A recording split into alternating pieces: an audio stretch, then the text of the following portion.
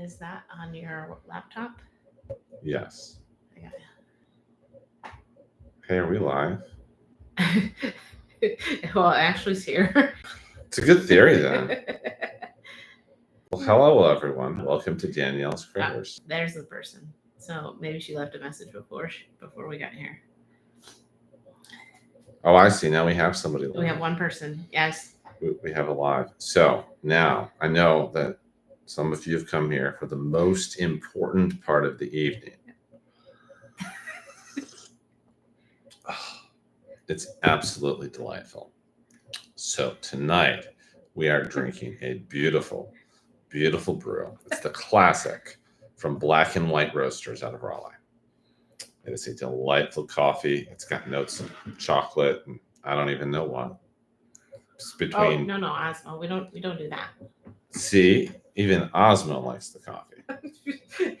It's a year-round blend. You can get it any time. They do not sponsor us, but they are more than welcome to send us back some coffee. Our person. Do we have a creature here today? Our We person do have. left. Wow, we lost our one person. That's really sad. Maybe it's technical difficulties. I don't know. It's totally possible. We do have a critter though. We do have a critter. And technically, people can come back and watch later. So Yes, they can totally come back and watch later. So who's this? This is Asmodeus. Asmodeus? Yes. Oh, well, he looks like he is a very small ball python. How big is he? I don't know anymore because he's lost weight now since he's come here and become not quite so fat. We should measure how long he is. That's a good thought. But that's a very normal size for a ball python, right? No. So this is an extra large male ball python. He was 3,000 grams when we got him? That sounds right, yes. But he was also overweight. We did get him because even now that he's working his way down to a better size for his health, he is still a very large ball python. And we are definitely looking at the probability of making large ball pythons with him. Okay, so let's try this out. Oh, look at oh. You're a little nervous here, buddy. I forget that. He's a little nervous. There we go. So he is a gigantic ball python who doesn't really want to cooperate here. And he's a vanilla pied or a piebald. The piebald gene is what gives him all of that white. And vanilla makes him a little less dark in his saddle areas, the areas that he does have. Can you switch that off now? I don't know how. You gotta click it. Click what? Right. The thing you were on. Yes. I'm like, I don't know what I'm doing. I'll be back. You're gonna fish out a ball python? Yes. You lost him under the desk?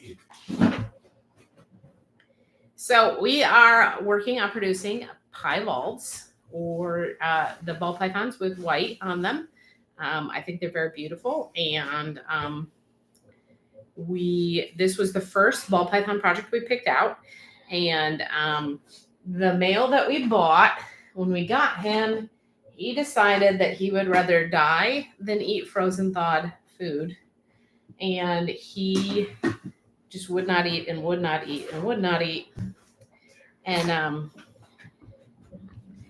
so we realized that we needed a different male for our piebald project if we wanted baby piebalds. And we bought Cheesecake.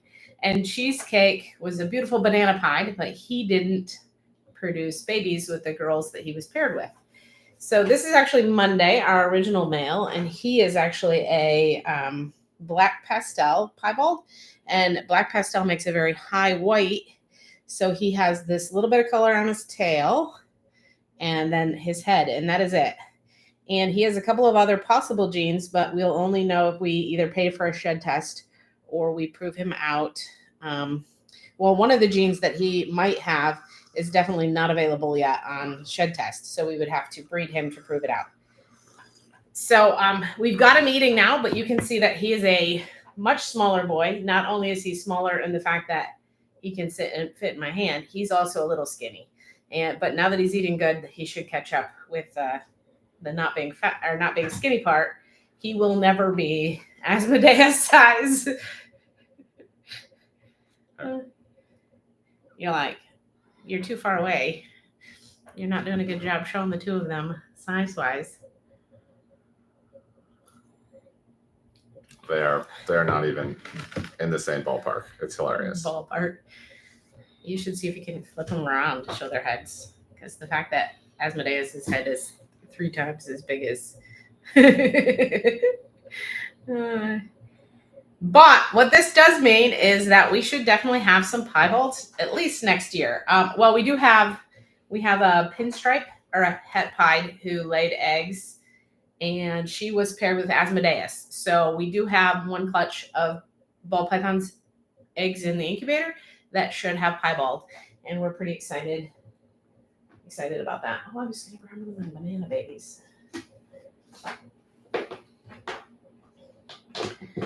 So we do have a lot to share, even though we are here currently by ourselves. Are you sure we're doing this right? Well, there's 2 people now. Oh, hey, 2 people. Fantastic. Hello, everyone. There's an everyone now. We were just talking to each other and ourselves. I actually have no idea if I'm doing this right at all. It kind of appears that way. And in theory, we're using the right microphone, but like this could sound terrible to people. It could be why that first person left. And our camera is a little bit fuzzy. That's totally possible, but like I didn't have time to set up the other camera. No, I got it. We'll get there. Improvements are coming. Better audio quality. I don't know. The audio quality is a little harder. I haven't figured that one out yet. Well, do we have someplace to put Osmo? Yeah, because I love Osmo. But oh my goodness gracious, this boy is so strong. It's ridiculous. Usually I'm super happy. Even the big ball pythons, I put Lil around my neck. And she's fine. She's a little heavy. So if you got a heavier ball python, putting it around the neck, it can definitely weigh nail in your neck. However, he's the only one that makes me feel like he won't let go if he doesn't want to. You don't want to. And seriously, buddy. So I don't. He's the only one I don't let around. Fine. My neck. He's here. I have a ball python around my arm until he decides otherwise. Which means you're not showing off.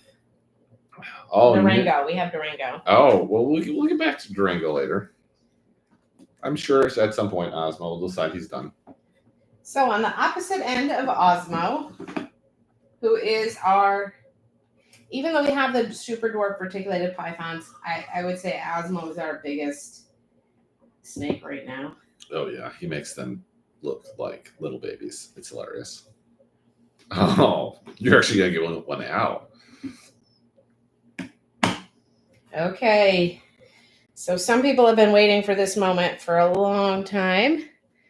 This is a baby house snake. And it is super duper tiny. Those oranges are starting to come in now. A lot of the pictures I had of them before were very pink, but we're starting to get brighter.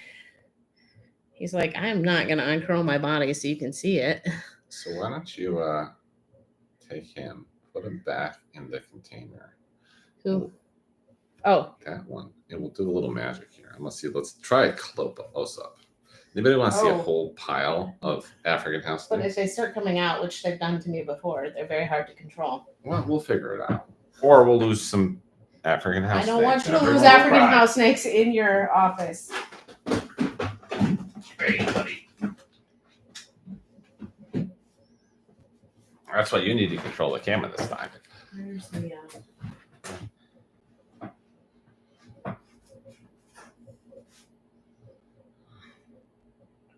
Come on, let's do it.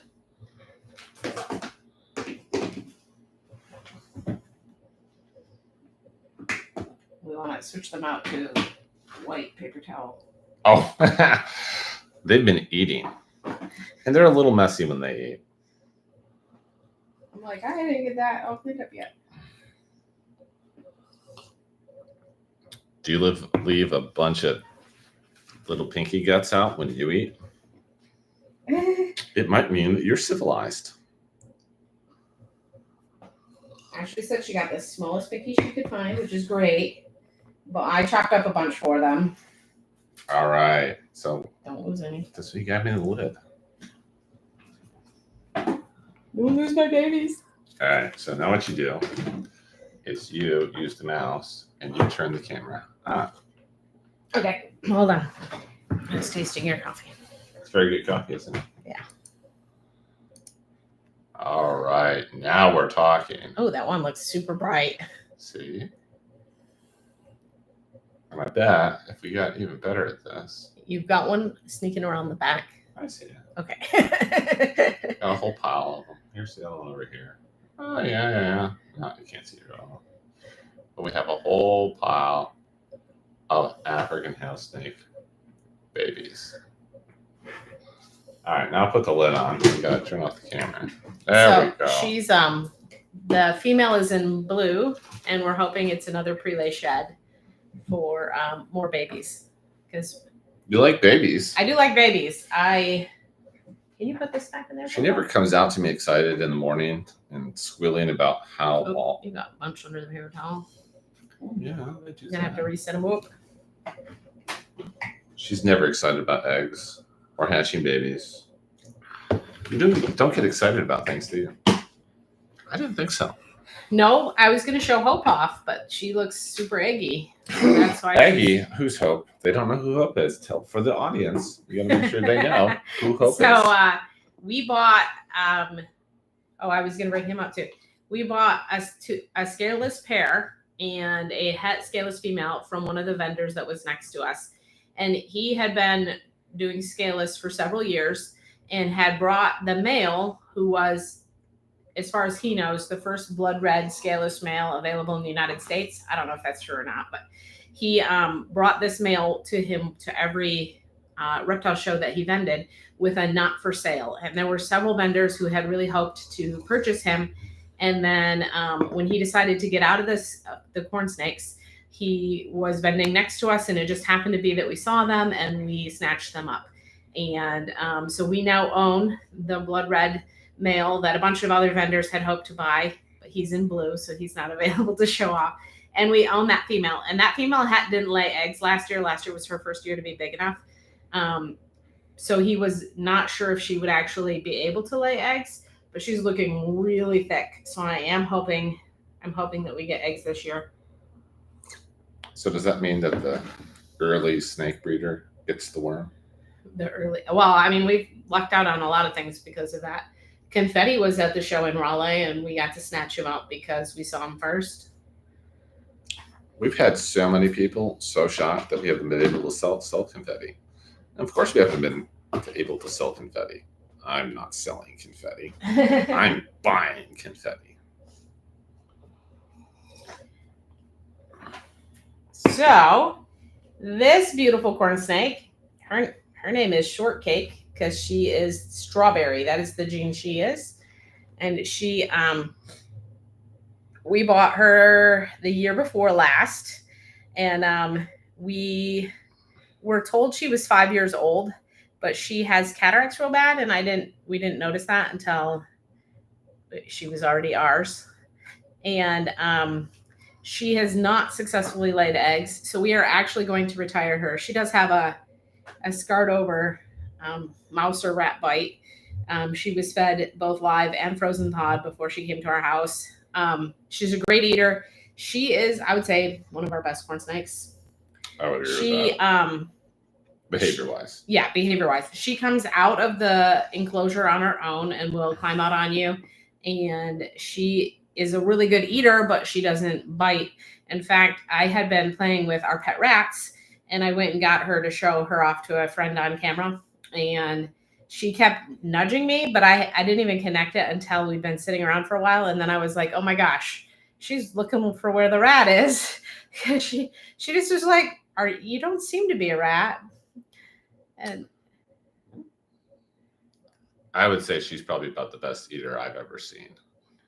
I think it was, I had a live one that one time, and I was going to drop it in her enclosure because I knew she ate really well. And we had one that maybe we were trying to give it to Monday. Yeah, we were trying to feed Monday. And so I went to go put it in her drawer, And cataracts and all, she snatched it out of the air as it fell. So she knows her business. But she doesn't bite people, so it's the best of both worlds. How beautiful. Yeah, and you're way easier to fight with than asthma, huh? Yeah, no need to fight with you. All those little house snakes are all disturbed. They're all over the place. I don't know what to tell you, but they're in there nice and good. No more escapees. So we learned that the African house snakes are very, very small, and they are very good escape artists. Our egg bin had a vent, and they could wiggle right through that hole. And so we were super glad that we learned that, because we now have them in an enclosure that has very tiny air holes to make sure that nobody is leaving. I have decided to try to keep them in a group for a little while. There's a lot of research that suggests baby snakes have advantages of being in a group, and they definitely huddle together. And so we are doing that, and I fed them a bunch of chopped up pinky parts, and then when they get a little bit bigger, then we'll start separating them out so that they're ready to go to their new homes. I believe three of them have a home already. So, and then we were hoping to keep a girl. So out of 5 little babies, we have one that is available. So if you need to get on the wait list, let me know. Yeah. Okay. Who else did I bring for snakes? Well, I have no idea. I'm just here for the coffee. Oh. You like the snakes too. I have no idea what you're talking about. I can't read them over there. That's the thing. They're asking about green tree skinks. Ah. So I have seen lots of evidence that they're doing their thing. And I talked to another breeder who has been successful. And they said that all of their eggs were laid above ground level. So they had like mossy sections where they could lay their eggs. So I've gone through and added lay spots for them throughout the enclosure. And I did see a girl in there. I didn't go in and see if eggs were laid in there. So I'm hoping that things are happening, but it is not a proven project yet. As cool as they are, and hopefully it's happening. I'm also trying not to disturb them too much. So they do great coming out and playing, but they definitely don't want to be handled. So, and when you go in and mess around in their enclosure, they do freak out like you're going to break the social contract and grab them. So I've been trying to make sure that I'm not disturbing anybody. And the people who seem to have had the best luck are those that leave the eggs in the enclosure to hatch, and then just one day you have babies with your adults. So I'm really hoping that one day I just wake up and there's a baby with the adults. Actually, 2 babies because they hatch out in pairs. It's okay. They all like me better. The emerald tree skinks? Oh, definitely. Because you're taller? Or are you just saying it? All the ladies love the height. Oh, I gotcha. What about that one boy? That one boy comes out. This is today's example of a scaleless corn snake. I knew that nobody'd seen this one before. So this little girl likes the camera. She is an anuary scaleless, and I believe she's also motley, but she came from a breeder who wholesaled a bunch of stuff, and I got her from a distributor. But she's really a beautiful, beautiful snake, and growing good. Obviously, it takes 3 years for an adult or for a female corn snake, at least 3 years for a female corn snake to be ready to lay eggs. So we still have quite a while before she's going to be big enough to be part of the breeding program, but we are definitely glad to keep adding genes and critters to that project. So I think that she has kind of a purpley color, and this is part of what I'm hoping to capitalize on. We got a gene called charcoal, which is even more purpley-ish colored than the anuary. This one's anuary. So I'm hoping in scaleless that it is a purpley colored corn snake. But we will find out in 3 to 5 years. It's a very fast project, all these reptiles, isn't it? Yes. See results immediately. Someone asked me if they should do a craft show or a reptile, if they should breed reptiles. And both of them have their challenges, and selling is always a challenge for both of those categories. But when you have a big craft show, you can just produce more of whatever craft you're making, and work extra hard, stay up late and all of that stuff, and have more stock. When you have a bunch of stuff that you know people want, but you can't get it to reproduce, then you're left still waiting. Khaleesi, our palmetto, is going into shed again. We thought the last shed was a pre-lay shed, and then she didn't lay eggs. So I still have my fingers crossed that she's gonna finally lay eggs.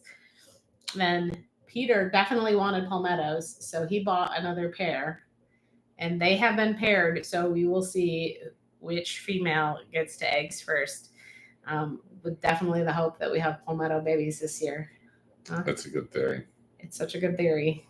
Like the emerald tree skinks. Isn't she cute? We don't interact with this one much because she's in the baby rack. She is definitely adorable. She needs to move into a bigger bin. Do you have any ugly animals that you can show off? I could go grab that caramel diffused corn snake. She's not very pretty. Oh, she's not very pretty.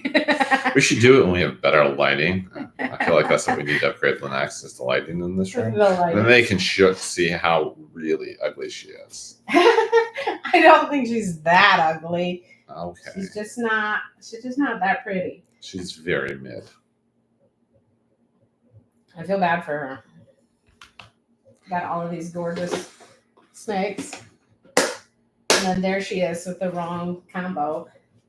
But even the normal corn snakes are prettier. It's just, it's the wrong mix. Who you got here? Ooh, this one's fun. This one's also scared. Yeah, he wasn't happy about being dug out. He's technically one of our most dangerous animals, isn't he? So we own 2 species that are rear-fanged venomous snakes. They are not considered medically significant to humans, but some people do have allergic reactions that can be really annoying. And this is one of them. This is a tricolor hognose, so it is different than the most common hognose that people see.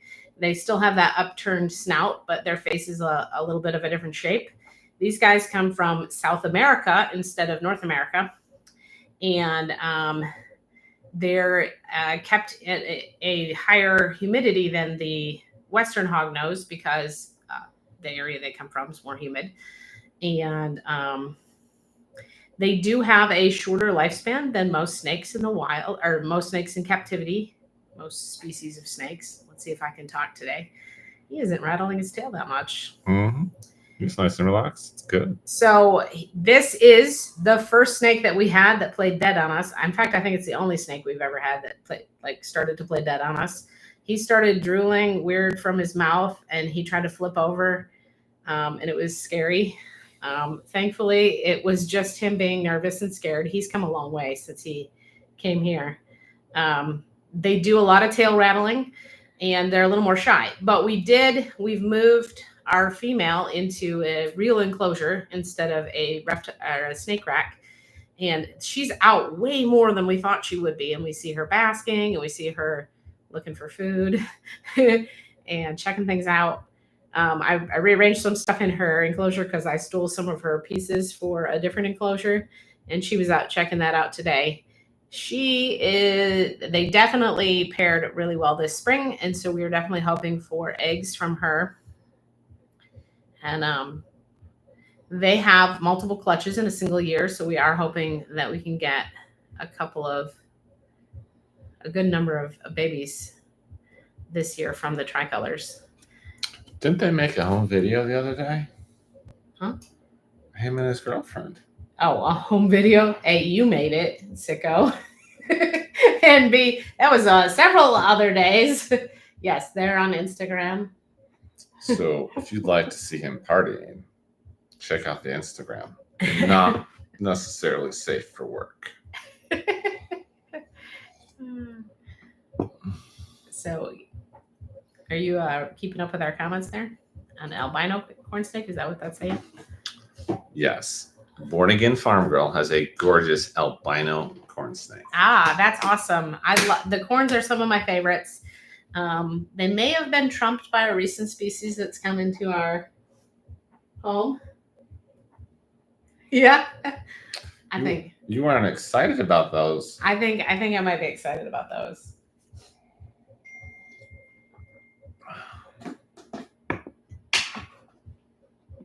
Oh, you're gonna make me do this, huh? You wanted to show him off.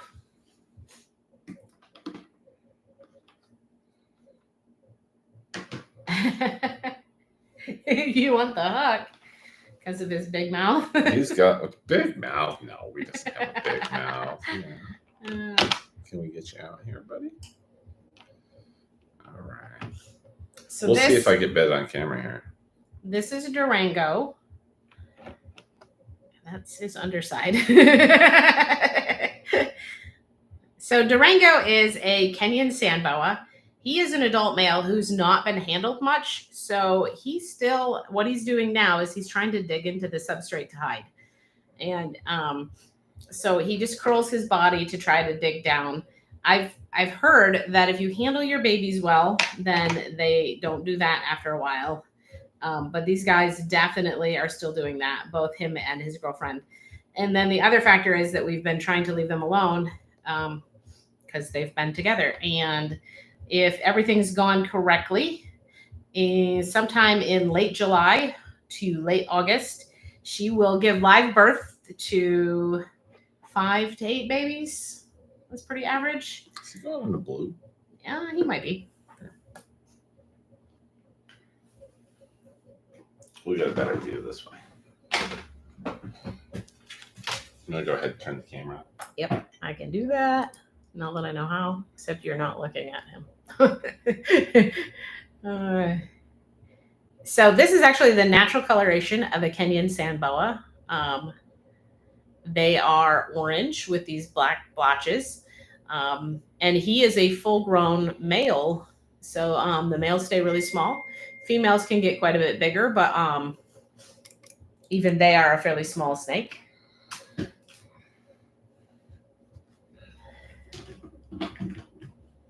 I don't know about you getting text messages during the show here. Well, I was double checking to make sure it wasn't anything important, and it isn't. It is an advertisement for a Black Friday, or a 4th of July party, or 4th of July. That's right. Happy 4th of July, everyone. It's a very busy crowd we have here tonight. I know, right? I think that's all our snakes too. So we're down to geckos. Geckos? You brought geckos? You twerk. Here's the one you requested. Oh, I see. So now you're going to tell on me and tell everybody I requested this one. And who is this? This is Mary. Oh, this is Mary. Are you paying your rent, Mary? Not yet. Mary, quite contrary. How does your garden grow? With silver bells and cockle shells, and I forget the rest of it all in a row. So this is our least handleable Chihuahua. And I say that because she's the only one that is going to try to run away when you get her out of her enclosure. That being said, Chihuahuas are really, really cool animals to handle. They're very chill. Is this where she just picks that spot on your back and is now like, I don't know. Oh, no, she's thinking about your chair. Yeah, well, it's a nice chair. So she's also, of our original 4, she's the reddest of them. I don't know how much of that came through on camera. And she's got really blue eyes. Here.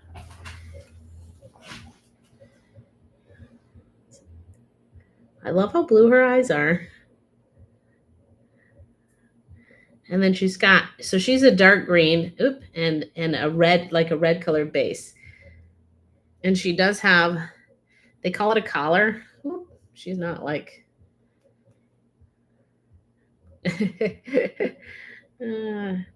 so she has a very nice collar that turns lime green when she's all fired up. She's definitely all fired up. Huh. Yeah. You're such a pretty girl. Yes, I can't wait to give everyone chihuahuas. Chihuahuas are amazing. To have them available. This is an animal we're hoping to get more of this year. We have a visitor from Sweden.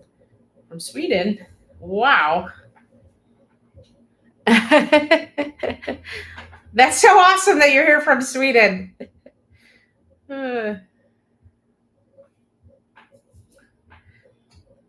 The internet is such a cool place. Bitten by geckos. We'll just have to check it out. I've been bitten by geckos. Have you been bitten by geckos? Some of them? Have you been bitten by one of these? Not yet. I haven't been bitten by a chihuahua. Have you been bitten by a gargoyle? Yes. Did it hurt? Only once did it hurt. So I've been bitten a couple of times. Babies sometimes bite when you're putting them in the deli cups. It's really funny because they're tiny and it doesn't hurt at all. And they'll make grumpy noises while they're doing it. Then, did you insult its mother? No. That's not why I bit you? No. Did you put your finger in its face? I did not. That's a great way to get bitten. We had a kid get bitten at the show. Only one kid has ever been bitten at our table by any animal whatsoever, and it was a gargoyle gecko. The kid kept poking it in the face, and I was all like, you should stop poking the bitey end. And I thought using the word bitey would make it click and that they would stop doing that, but they didn't. He kept poking it, and it bit him. And then he was all like, oh my gosh, your gecko bit me. And his mom was like, she told you not to poke it in the face. And so he's the only one that's ever been bitten by anything at our table. So V bit me. We had a male who was a little bitey, and we sold him, letting people know that. We had a lady come by our table though, and she wanted our spiciest gecko. That's how she did it. So I pulled V out for her, and then he was the perfect angel. And she's like, "You're just telling me what I want to hear." And so she didn't buy him because she was disappointed he wasn't spicy. And then we sold V to another breeder, and I definitely warned them that he was a little bitey. And then she came back like the next show, and she was like, he definitely bit me. But my worst gargoyle bite happened when one of our breeders, he was done being handled at the show, and he jumped down and scrambled away. And then I scooped him up from underneath the table, and he bit me. He bit me during that. Do you know where the deli cup for this gecko went? No, I'm busy showing off cool geckos on camera.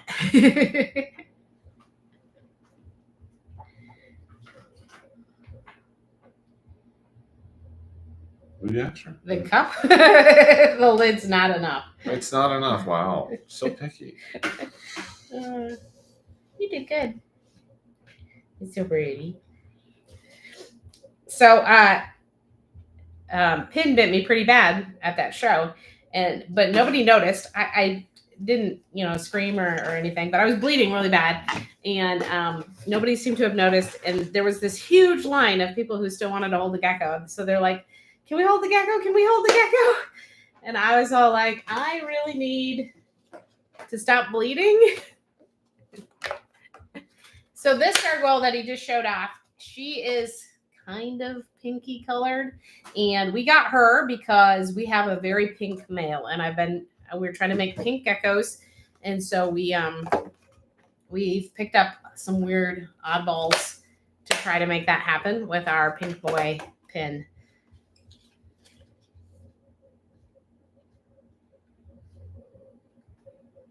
And then this guy here is a crested gecko, and his name is Spike, but he is a quad stripe. And what makes me most excited about him is his empty back. Can you show that part of him? So he is an empty back quad stripe, and I would really like to make like these cool quad stripes that are like really thick so that they're super stripes with that empty back. He is also olive colored, which doesn't pass down to very many of his children, but it's kind of an old school color, and I do dig that part as well. But I really love the quad stripes. They're one of my favorites. I had a customer talking to me today about how his quad stripe that he got from me is developing, because he's really pretty. Who's this? This is Son of Spike. Oh. Very, very original name, right? Well, I mean, it's like Thor, Odin's son. So, Son of Spike has the quad stripe, but he is not an empty back because his mom doesn't carry the gene. And he does have really better crests than his dad. Why are you showing off the boy parts there? He's a boy. See? See? Any questions? But you're like, that's how you tell. He is not soft scaled. No, but that is something that I want to add to this project, is the soft scale with the quad stripe and the empty back. I do have to purchase some more geckos to make all of that happen. We love working with the wide variety of critters that we work with, but it does make it hard to get everything for each project set up.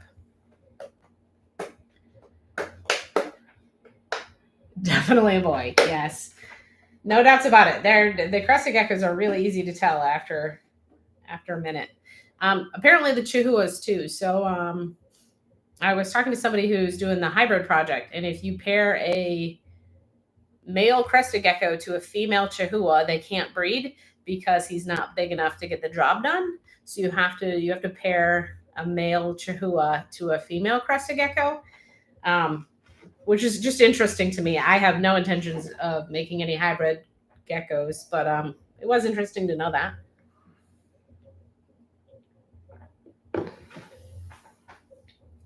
That's everybody I brought out. That's it? Yep. We promised these people a show. It wasn't. Do we want to start over? Some of these people missed your boy. He's a very big boy. I don't know. I want to get him out again, yeah.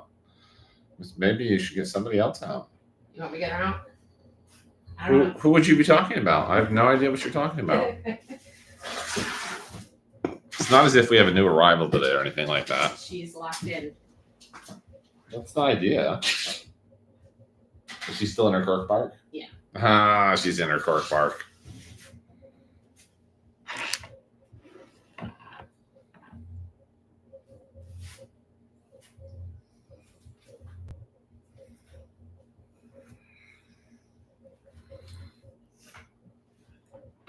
So who is this?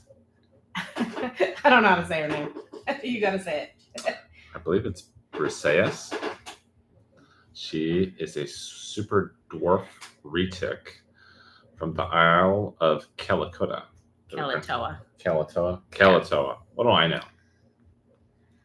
Well, she didn't come from the island of Kalatoa. Her ancestors did. Did you hear that? Your ancestors came from the Isle of Kalatoa. Yeah? Yeah, you're very pretty. She's a little bit tense there. Well, you did just yank her out in the middle of nap time. How would you behave if I yanked you out in the middle She of was nap awake. time? She was spying on us. Well, that's because we're in here having a show. If I came in and I had a show going on in your bedroom while you were trying to take a nap, Yeah. how would you behave? You behave exactly like this. You tuck yourself back into the cork bark so you could go take a nap and get away from these crazy people. So there are a lot of cool morphs for reticulated pythons out there these days. This is a wild type. So she is actually showing, well, not now that she's hiding the cork bark, but she is showing a wild type pattern there. Each of the different locales has a little bit of a different pattern, but it's very similar. And while the lighting in here definitely doesn't show it off, they're very iridescent. She doesn't have as much gold as the male does. I don't know if it's because she's in blue, which is a possibility. I was thinking it might be a possibility. Or if she's just not going to be as bright as he is, which is also a possibility. So why would you ever have acquired another super dwarf fruit trick? What would you do with two of them? You dork.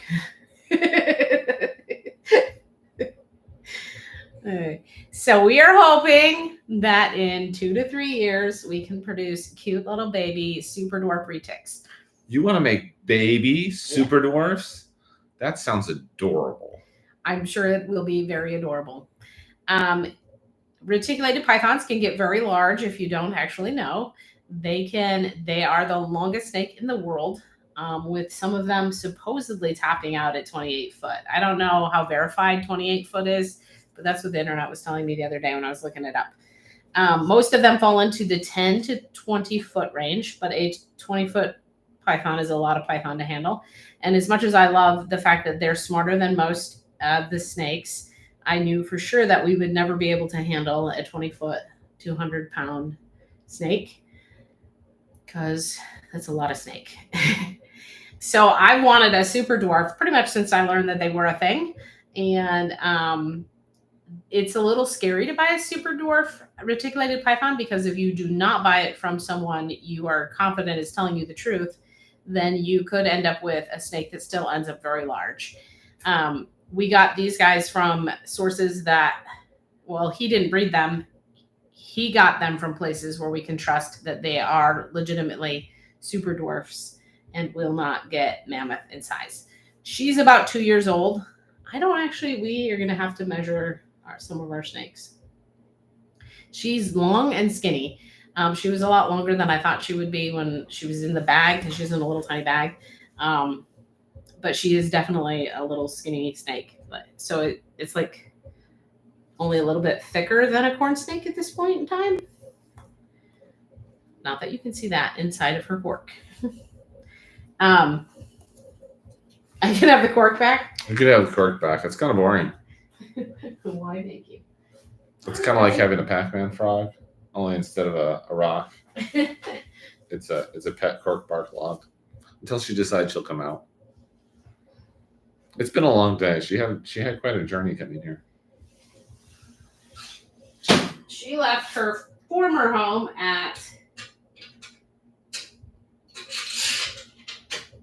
9:30. I have no idea. I think we probably want to put this lock down further. I can mess with it later. You know, when we're not on camera, showing off everything going on, talking to all these lovely people. They're lovely. So is that all you've got to show us today? I do. Yeah, that is. Well, that's quite a disappointment. It might be time to say goodbye. Do you think you can handle that? Can you handle that? Oh, I can definitely handle that. So this has been Danielle's Critters.